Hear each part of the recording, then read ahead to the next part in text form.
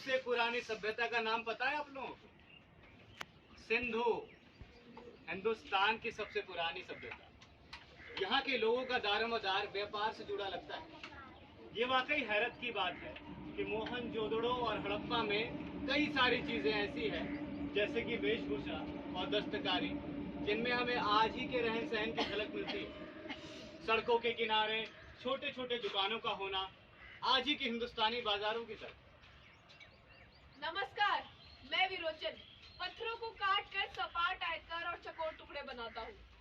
मेरे पिताजी उन टुकड़ों पर तरह तरह की तस्वीर गोदते थे और उन तस्वीरों के नीचे कुछ न कुछ लिखा होता।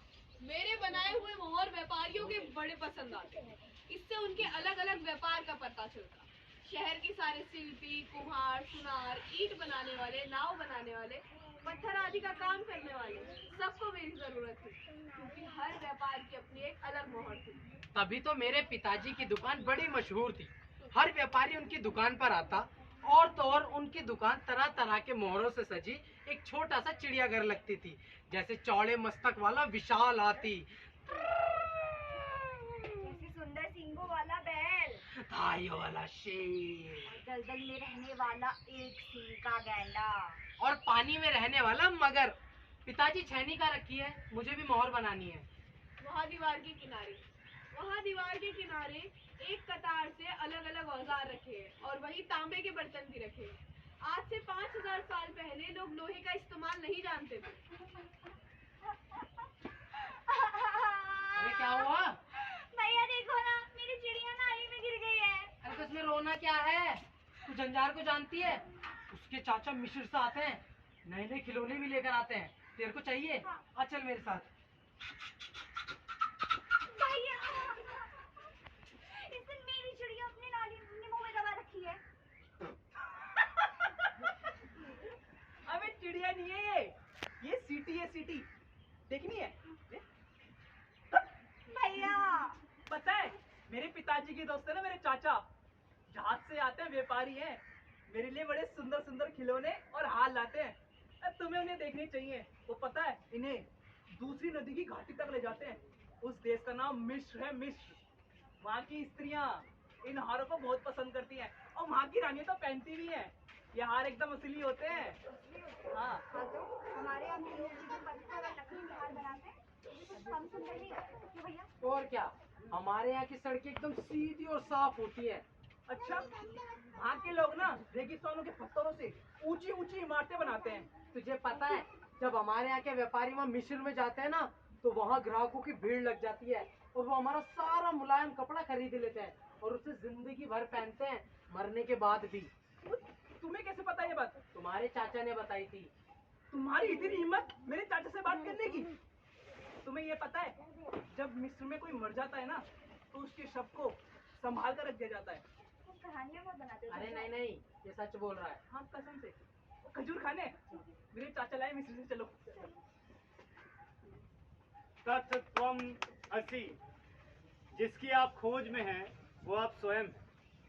वेद आर्यों के दिल की पुकार थे जब वो भारत के झरोखे जमीन की ओर बढ़े। सदियों की सोच और सभ्यता के विकास का सार है वेद। उपनिषदों में आत्मबोध पर जोर दिया गया है, जो खुद को और ब्रह्म को जानने का साधन है। शास्त्रार्थ को आज के समय में एक डिबेट की तरह देखा जा सकता है, जिसका आधार हुआ करते थे शास्त्र। चलिए उसी शास्त्रार्थ का एक रूप देखते हैं, अष्टावक्र और आचार्य बंदी के बीच में शास्त्रार्थ।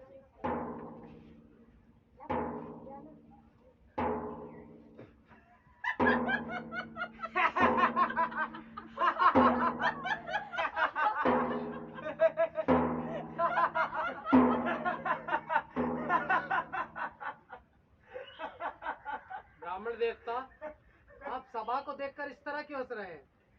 महाराज, राजा जनक के दरबार में मैं यहाँ ये सोचकर आया था कि विद्वानों के बीच आचार्य बंदी को शास्त्रार्थ के लिए चुनौती दूंगा, लेकिन मुझे यहाँ आकर पता चला कि ये सभा तो मूर्खों की है।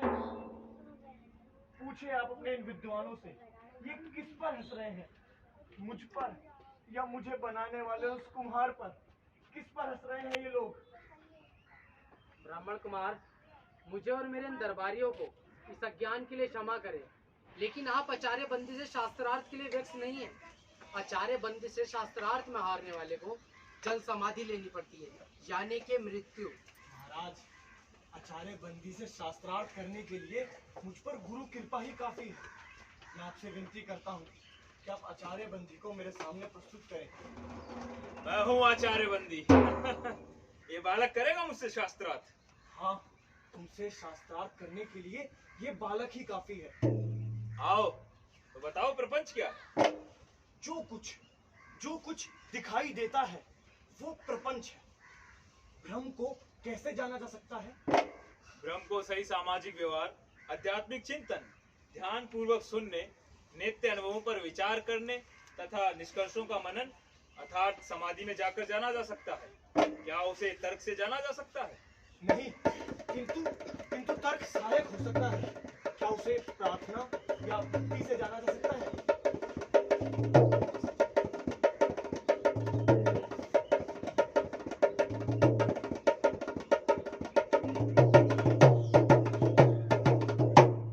शास्त्रार्थ का अंत नजर नहीं आता था कि तभी आचार्य बंदी चुप हो गए।